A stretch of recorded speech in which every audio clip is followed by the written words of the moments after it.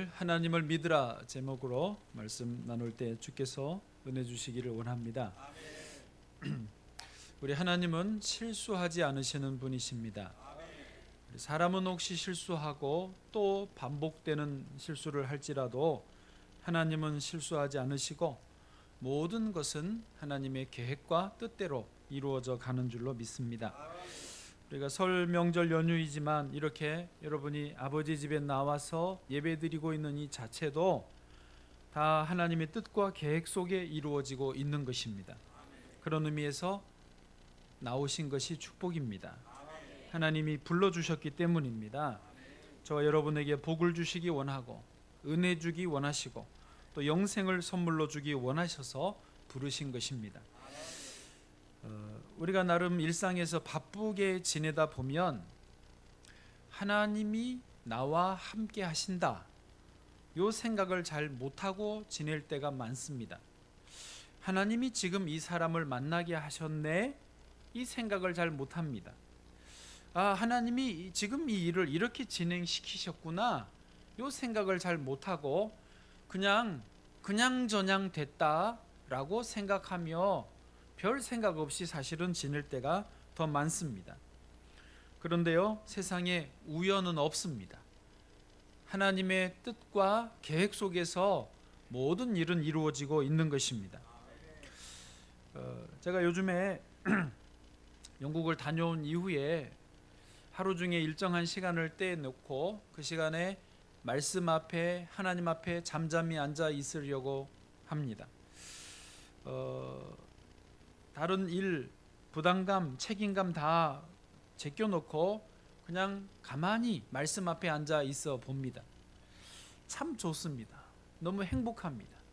그리고 그때 모든 것이 명료해지는 것을 경험합니다. 똑같은 말씀을 읽지만 설교 준비하려고 읽는 것보다 그냥 나를 위해서 읽을 때 훨씬 영적으로 잘 읽히고 더 깊이 있게 읽혀지는 것을 체험합니다. 하나님의 뜻과 계획이 무엇인지, 내 상태가 어떤지, 하나님이 앞으로 어떻게 해 가시려고 하시는지가 분명하게 보이는 것을 경험해보고 있습니다. 그리고 그때 그 속에서 다시 이것을 확인해요. 우연이 아니구나. 하나님의 뜻과 계획이 있구나. 저의 작은 간증입니다. 여러분, 설 명절이 시작됐는데 우리 많은 성도들 고향으로도 가시고 또 어머니도 오셨습니다. 네. 여러분 부탁드리기는 설 명절이지만 너무 끝장을 보려고 하지 마시고 너무 막 잘하려고도 하지 마시고 적당히 하시기를 바랍니다. 2부 때는 좋아하던데 명절 증후군이라고 있습니다. 명절 지나고 나면 어르신들은 병원에 가는 그 통계 수치로 보면 2배가 더 는답니다. 무슨 손목 터널 증후군, 안 하던 음식 장만을 갑자기 손주 손녀들 온다고 그러니까 열심히 하다가 또 손주 손녀들 안아주다가 손목 터널 증후군이 생기고요. 또 밀물처럼 왔다가 썰물처럼 밀려가면서 갑자기 더 허전해져 가지고 우울증 오고요. 그렇답니다. 자녀들은 또 생활 리듬이 무너지면서 회복하는데 더 힘들어지고요. 또 중간에 있는 분들은 어른들한테 용돈을 얼마나 드려야 되나, 자녀들 조카들한테 얼마나 줘야 되나, 이게 지출이 상당히 부담스럽답니다.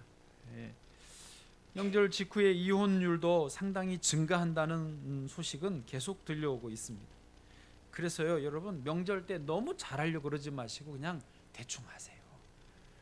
기본만 한다 생각하고 적당히, 너무 또 예의 없이 하면 안 되니까 적당히, 어른들에게 적당히 잘하시고 아이들에게도 적당히 잘해 주시기를 바랍니다.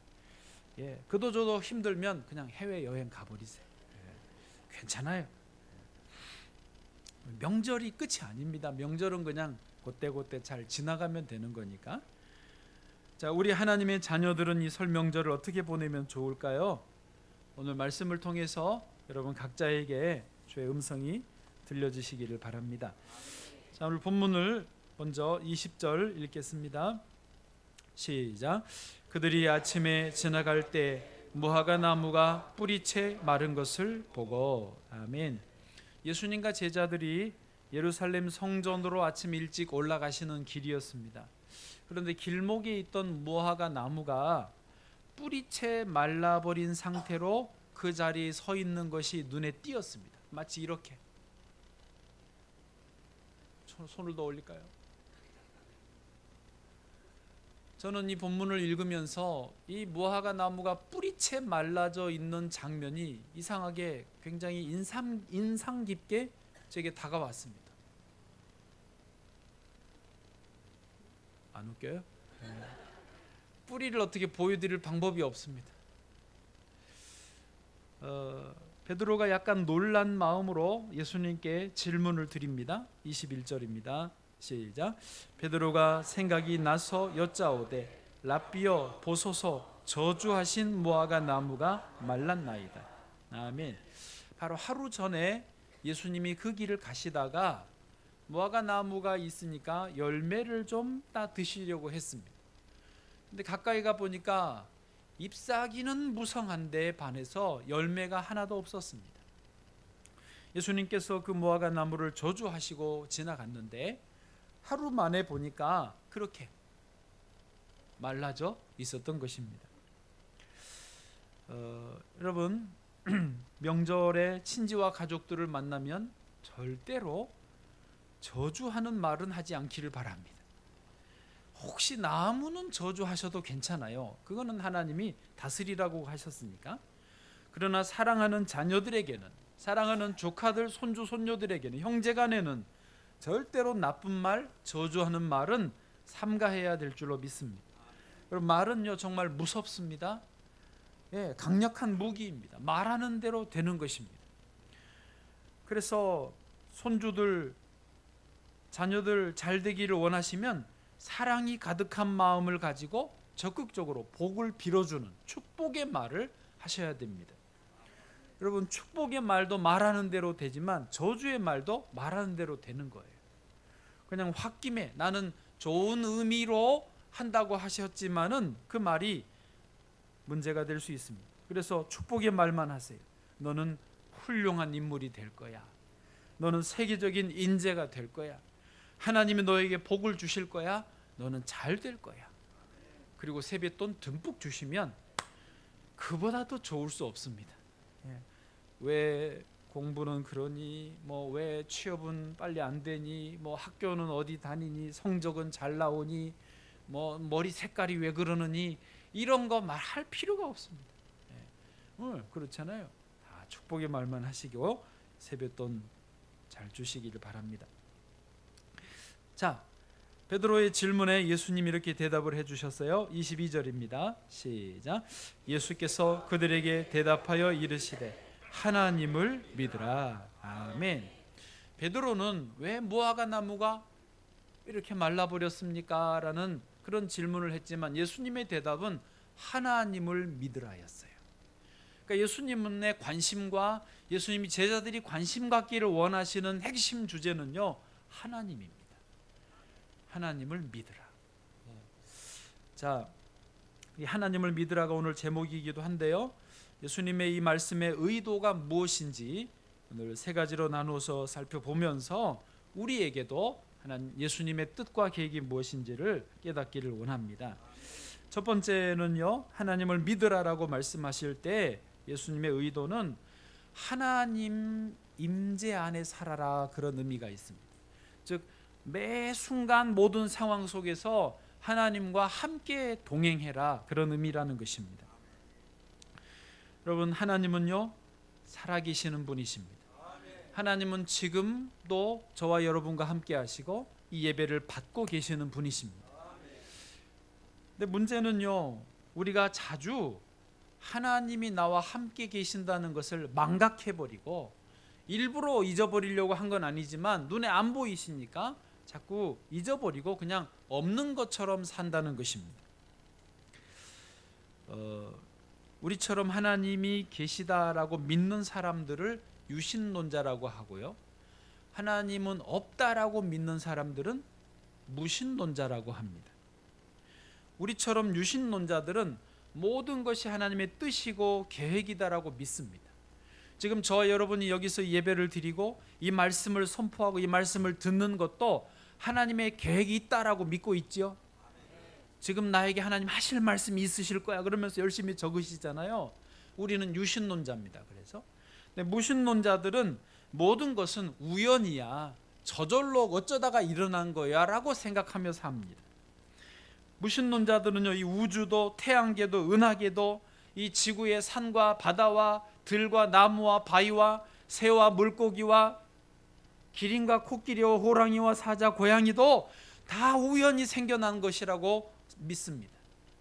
어쩌다가 아메바가 세포 분열하고 돌연변이 하더니 물고기가 됐고, 물고기가 어쩌다가 막 하더니 고양이가 되고, 고양이가 뭐 하더니 원숭이가 되고, 원숭이가 털 빠지고 꼬리가 없어져도 사람이 됐다라고, 그렇게 우연히 어쩌다가 이렇게 됐다라고 믿습니다.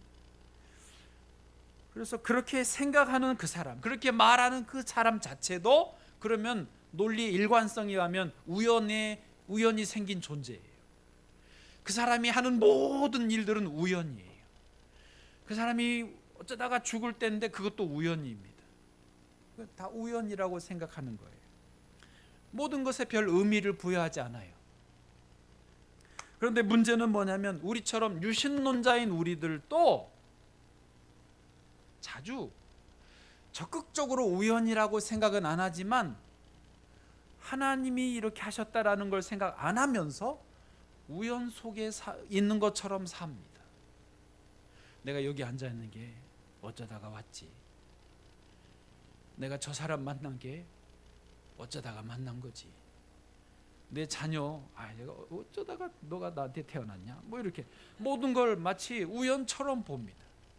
그러면서 내 팔자야, 저 인간아, 뭐 이러는 겁니다. 아니요, 우리가 하나님을 믿으신다면 그 모든 것이 내 마음에 들든 안 들든 하나님의 섭리입니다. 하나님의 뜻이 있고 계획이 있는 줄을 믿으시고 확인하기를 바랍니다. 모세가요, 하나님께 보내심을 받았습니다. 애굽으로 들어가서 이스라엘 백성을 출애굽시키라고 보냄을 받았습니다. 그때 모세가 하나님께 질문을 합니다. 하나님, 그러면 제가 가서 이스라엘 자손들에게 나가자고 그럴 때 백성들이 너를 보낸 하나님의 이름이 무엇이냐라고 물으면 제가 하나님 이름을 뭐라고 소개할까요? 하나님 대답해 주셨어요. 출애굽기 3장 14절 같이 읽어보실까요? 시작. 하나님이 모세에게 이르시되 나는 스스로 있는 자이니라. 또 이르시되 너는 이스라엘 자손에게 이같이 이르기를 스스로 있는 자가 나를 너희에게 보내셨다 하라. 아멘. 거기 하나님이 당신을 스스로 소개하시기를 나는 스스로 있는 자이다. 하나님 이름을 여쭈니까 나는 스스로 있는 자다라고 대답하셨어요. 그 말의 뜻은 뭐냐면 성경에 각주가 밑에 달려 있는데 나는 스스로 있는 자의 일 써가지고 밑에 나는 나다라고 써 있으실 거예요.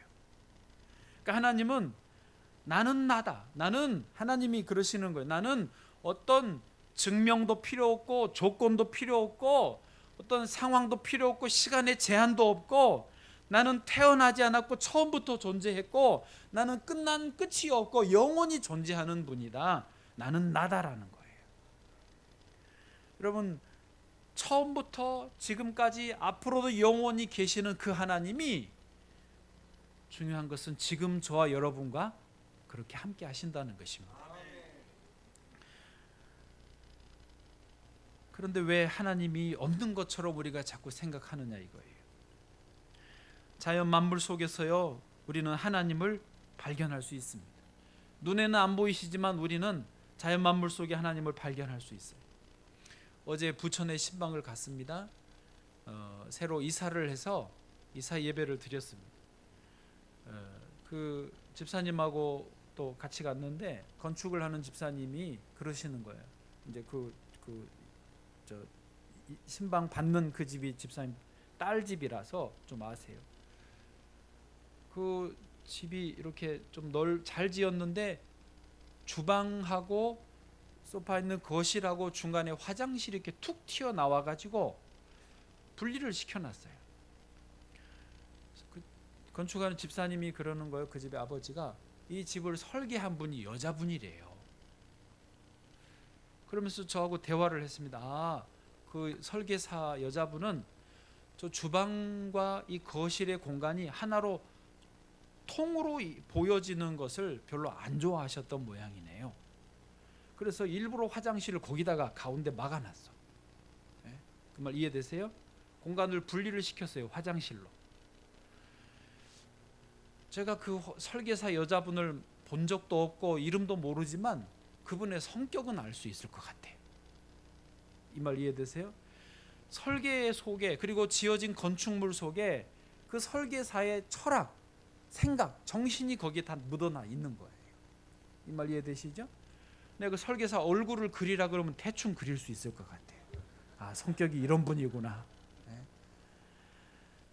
똑같습니다. 원리는 자연 만물은 하나님이 창조하셨어요. 우리가 하나님을 직접 뵐 수는 없지만 자연 만물 속에서도 하나님이 어떤 분이신지, 또 우리 하나님 형상대로 지어진 사람들 속에서 하나님 어떤 분이신지 우리는 늘 보고 알 수 있습니다. 그래서요, 그 하나님을 우리는 늘 생각하고 인정하고 예배하면서 살아야 되는데 하나님을 자꾸 부정하는 거예요. 로마서 1장 20절을 좀 보실까요? 같이 읽겠습니다. 시작. 창세로부터 그의 보이지 아니하는 것들 곧 그의 영원하신 능력과 신성이 그가 만드신 만물에 분명히 보여 알려졌나니 그러므로 그들이 핑계하지 못할지니라. 아멘. 예, 그 영원하신 능력과 신성이 그가 만드신 만물에 분명히 보여 알려졌습니다. 핑계할 수 없습니다. 그 하나님이 이렇게 지금 우리와 일상에 함께 하시는데 부인하면 안 되죠. 21절입니다. 같이요. 시작.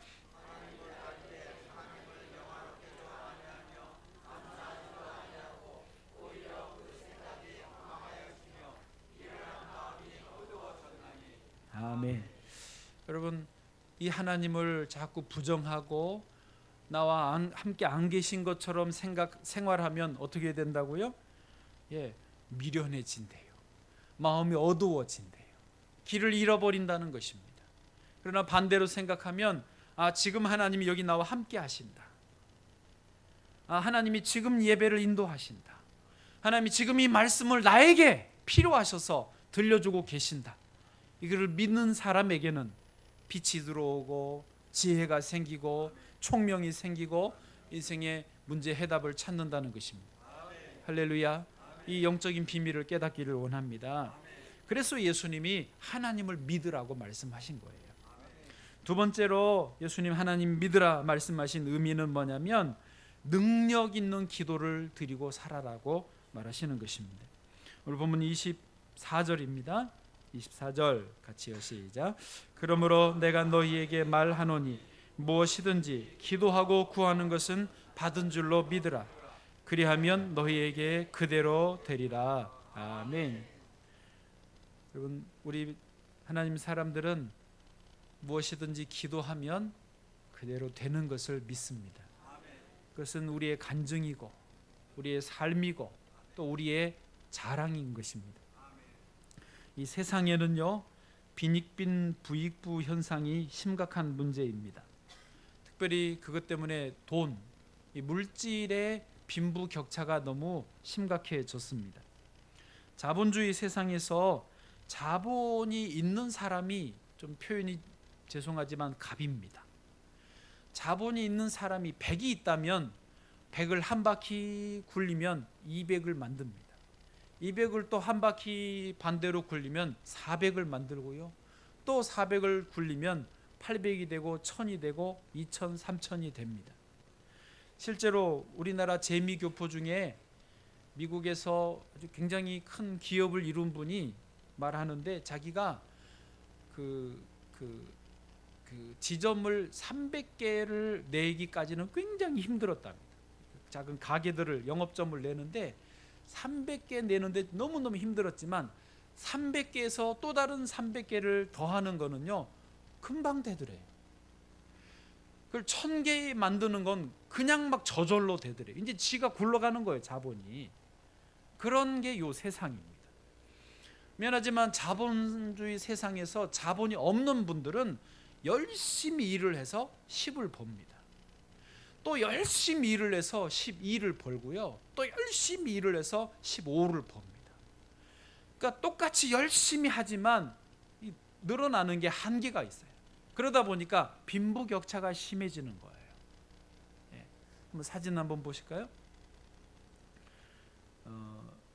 사진 작가가 드론을 띄워가지고 잘 사는 동네와 못 사는 동네를 이렇게 동시에 이렇게 있는 한 사진에 찍었습니다. 여러분 보실 때 왼편에 있는 동네는 잘 사는 동네겠죠? 나무들도 많고 자연 녹지가 있고 집도 크고 집 간의 거리도 넓어서 사람이 좀 여백이 있는, 여유가 있는 그런 분위기입니다.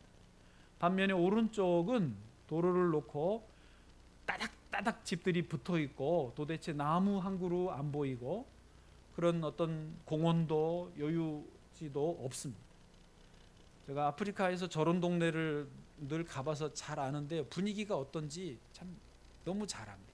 거의 판자촌처럼 뭐 우물도 난방 시설도 위생 시설도 안 돼 있는 그런 열악한 곳입니다. 비슷하지만 다른 한 장 더 보여주시면, 예, 사진 작가라서 사진은 이뻐요. 그런데 양쪽에 이렇게 차이가 나는 것입니다.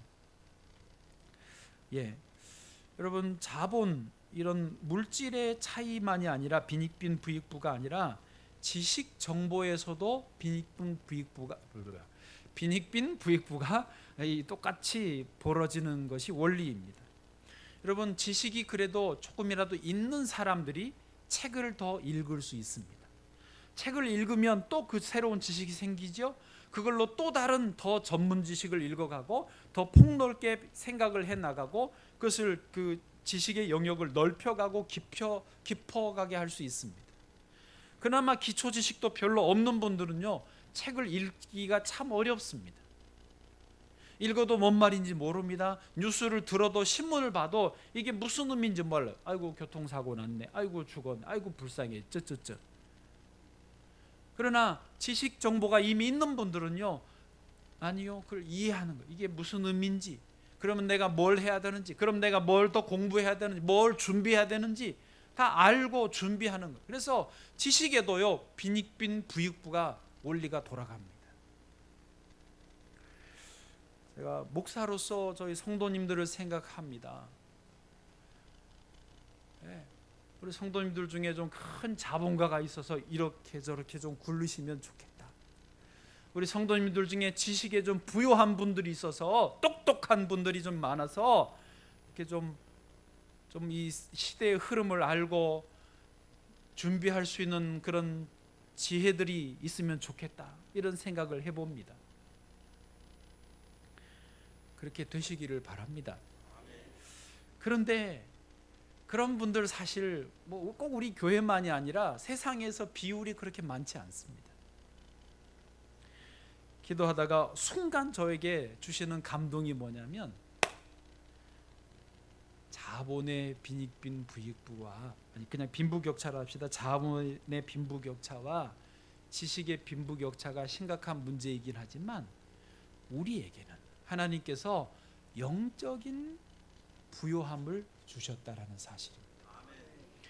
영적인 세계도 똑같이 없는 사람들은 점점 더 없어지고요, 있는 사람들은 점점 더 크고 많은 것을 얻을 수 있게 됩니다. 영적인 세계에서 하나님을 알고 이 진리를, 말씀을 깨달은 사람들은요 더 하나님의 은혜와 부요함에 들어갑니다. 그러나 영적인 부분에 통 모르는 사람은, 예수님을 몰라 안 믿어 이것을 이해하지 못하는 사람들은 아무리 설명을 해줘도 더 재미가 없고 지루하고 졸립니다. 이 말 이해되십니까? 그런데요, 분명한 사실은 자본의 빈부격차나 지식의 빈부격차는 사실은 별게 아니에요. 아까 그 사진 다시 보여주시면, 사실은요, 그래 좀 아쉽긴 하지만 사실은 저게 별게 아니에요. 진짜 큰 빈부격차는 뭐냐면 영적인 빈부격차입니다. 영적으로 빈부격차는요, 천국과 지옥입니다. 말 그대로 천국과 지옥이에요. 예수 그리스도 안에서 구원함을 받은 사람들은 영원한 천국에 사는 것이고요, 예수 그리스도를 도대체 모르고 믿지 못하는 사람은 영원한 지옥에 빠져 영원토록 유황불에서 또 고통 속에서 죽지도 못하고 그 고통당하며 사는 것입니다. 신과 함께라는 영화 보셨어요? 거기에 지옥이 7개가 나온다면서요. 저도 보기는 봤는데, 하여튼 그게 뭐 영화니까 어쨌든. 근데 제가 인상 깊게 남는 그 지옥 장면 중에 하나는 거대한 통나무들이 이렇게 굴러다녀요. 그리고 그 사이사이에 지옥에 떨어진 사람들이 도망가는 거예요. 수천 명이 도망가는데 거대한 통나무가 가지고 깔아뭉개버려요. 우와! 그러고 깔아뭉개졌는데 또 안 죽어. 또 보니까 뒤에 또 다른 통나무가 쫓아오는 거야. 또 막 도망가다 또 깔려 으악 하는데 또 안 죽어. 영원히 그렇게 사는 거예요. 그게 일종의 지옥이라는 거죠. 그 영화에서는 묘사를 그렇게 했습니다. 지옥이 고통스러운 것은 똑같습니다. 여러분, 영적으로 빈부격차는 이렇게 큰 차이입니다. 저는 우리 성도들이 혹시 자본의 부요함은 혹시 부족할지라도, 지식의 부요함은 혹시 부족할지라도 영적으로는 확실하기를 바랍니다. 부요하기를 바랍니다. 영적인 부요함이 자본이나 지식의 모든 것을 넘어서기 때문에 그렇습니다. 그런 의미에서 예수님은 오늘 이 말씀을 하시는 거예요. 무엇이든지 24절에 기도하고 구하는 것은 받은 줄로 믿으라. 그리하면 너희에게 그대로 되리라. 할렐루야. 여러분, 다른 거 없으면 믿음이라도 좋으셔야 돼요. 아니, 좀 믿음이라도는 취소. 믿음이 좋으셔야 돼요. 믿음이 없으면 다 의미가 없습니다. 분명한 믿음의 사람, 기도의 사람이면 모든 것을 다 감당할 수 있습니다. 예수님께서도 이렇게 말씀하셨어요. 마태복음 7장 11절 같이 읽어보시죠. 시작. 너희가 악한 자라도 좋은 것으로 자식에게 줄 알거든 하물며 하늘에 계신 너희 아버지께서 구하는 자에게 좋은 것으로 주시지 않겠느냐. 아멘. 이것을 믿으십니까? 믿으시기를 바랍니다. 하늘 아버지는요, 우리가 구하는 것에 대해서 좋은 것으로 주시는 거예요. 이 땅의 아버지들도 능력이 부족해서 그렇지 할 수 있는 대로 잘해주려고 그러는데 우리 하늘 아버지께서 얼마나 잘해주시겠어요. 또요, 야고보서 1장 5절입니다. 같이요, 시작. 너희 중에 누구든지 지혜가 부족하거든 모든 사람에게 후히 주시고 꾸짖지 아니하시는 하나님께 구하라. 그리하면 주시리라. 아멘. 그렇습니다. 하나님께 구하시기를 바랍니다. 그리고 하나님께서 주시는 것을 늘 누리는 저와 여러분 되기를 축복합니다. 이제 마지막으로 예수님이 하나님을 믿으라고 하실 때 의미는 하나님과 아주 친밀한 관계를 유지하라, 그런 의미가 거기에 있습니다. 본문 25절을 좀 보시죠. 25절입니다. 시작. 서서 기도할 때 아무에게나 혐의가 있거든 용서하라. 그리하여야 하늘에 계신 너희 아버지께서도 너희 허물을 사하여 주시리라 하시니라. 아멘. 성경을 읽어보신 분은 23절 24절 가다가 25절이 좀 뜬금없다라고 느끼셨을 수 있습니다. 왜냐하면 23, 24절은 방금 말한 대로 믿음의 기도는 다 하나님이 응답해 주신다라고 하는 영적인 거를 이야기했는데, 뜬금없이 25절에서 누구에게 혐의가 있으면 용서하라고 하시는 말씀이 이게 무슨 관계가 있나 좀 뜬금없다라고 느끼실 수 있습니다. 그러나 여기에도 우연이 아닙니다. 잘못 들어간 게 아닙니다. 하나님의 주의 뜻과 계획이 있는 것입니다. 대략 설명드리면 이겁니다. 저를 봐보세요. 여러분, 우리가 기도할 때 믿음으로 기도하고 주님이 그것을 분명히 응답해 주시는 것을 믿으라고 하셨잖아요. 그런데 그 믿음의 기도, 믿음의 응답이 이루어지기 위해서는 하나님과 나 사이에 중간에 막힌 것이 없어야 됩니다. 걸리적거리는 게 없어야 됩니다. 그런데 그러기 위해서는 나 역시 나와 다른 사람 사이에 불편한 것, 걸리적거리는 것이 없어야 됩니다. 이거는요, 서로 연결되어 있는 하나입니다. 사람과는 원수처럼 지내고 사람에게는 막 하면서 하나님이 나에게 잘해 주실 것을 기대하는 것은요, 이게 논리가 안 맞는 거예요. 이해되십니까? 하나님과 사랑이 이루어지려면 이웃과의 사랑도 이루어져야 되는 거예요. 그래서 다시 24절, 25절을 보시면 서서 기도할 때예요. 그러니까 믿음의 기도를 드릴 때 사람 간에 찜찜한 거, 불편한 게 생각나거든, 그런 혐의가 있거든, 그냥 용서해 줘 버리라는 거예요. 왜? 너가 용서해 주면 엄청 손해보는 것 같지만 아니요, 용서해 줌으로 인해서 내가 하나님 아버지께 엄청난 용서를 받고 이 믿음의 기도, 능력의 기도를 다 드릴 수 있게 된다는 것이죠.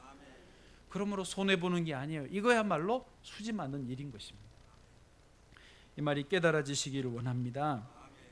여러분, 주님은요, 진실하신 분이십니다. 거룩하시고 완전한 분이십니다. 우리가 하나님 앞에 무엇을 감출 수가 없어요. 나는 죄는 이렇게 짓고 이렇게 대충 하면서 하나님께는 주시옵소서 백날 해봐야 안 주셔요. 왜? 너 그거 죄를 좀 해결할래? 너 그 다른 사람과 불편한 관계 좀 해결하고 올래? 하나님은요, 다 알고 계세요. 그래서 내가 기도하다가 할 때에 그걸 생각나게 해주시는 거예요. 그럼 그걸 용서하라는 거죠. 이제 말씀을 마치겠습니다. 명절 때 용서하기를 바랍니다. 명절 때 서로 축복하기를 바랍니다. 명절을 이용하셔서 특별히 하나님 앞에, 또 하나님 말씀 앞에 잠잠히 앉아 독대하는 시간을 가져보시고, 또 명절 때 꼭 가정 예배를 함께 드리기를 바랍니다. 아까 말씀드린 대로 가정 예배 드리고 뭐 하라고요?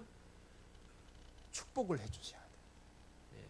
우리 조상들 식으로 하면 덕담을 하는 건데, 그냥 덕담하지 말고 하나님의 그런 그 믿음을 가지고 복을 빌어주세요. 기왕이면 크게 써주세요. 어차피 복을 주시는 분은 하나님이니까. 그리고 그 다음 뭐 하라고 그랬죠? 세뱃돈 주셔요. 네. 이런 명절이 되시면 하나님께서 저와 여러분을 축복의 통로로 쓰시리라 믿습니다. 절대로 이상한 말 하지 말고, 절대로 왜 그러느냐 꼬치꼬치 따져 묻지 말고, 축복의 말 하시고 세뱃돈 주시면 우리를 사용하셔서 가정이 잘 되게 하시리라 믿습니다.